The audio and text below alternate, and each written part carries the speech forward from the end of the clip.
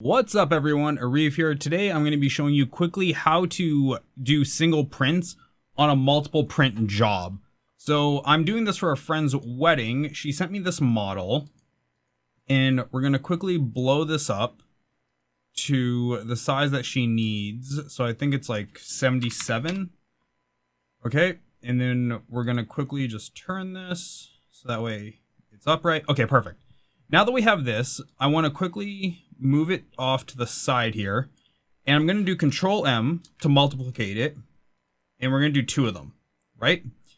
Now, this is fine. This is all well and good, but what's going to happen if you don't change these settings is it's going to print all 3 of them at the same time, which you can do if you want, but I have found there's issues with the filament melting and heating. It's a whole thing, at least in my own experience.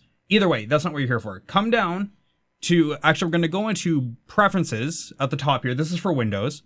And go into Configure Cura. And then we're going to come into Settings. And we're going to scroll all the way down to Special Mode. So right here, Special Mode. And we're going to click Print Sequences. Click Close. And then you're going to come over into your side panel here. Under Special Mode, you're going to do, it's going to say all at once, but you're going to want to change it to 1 at a time. By changing it to 1 at a time, it'll print, say, this one, and then this one, and then this one, but it won't print all 3 at the same time. That's it. That's how you change it in the Windows settings. Hope this video helped you guys. Hey, hit that subscribe button, trying to get to 1,100 subs. Thank you so much, and I'll see all of you on the next video. Bye.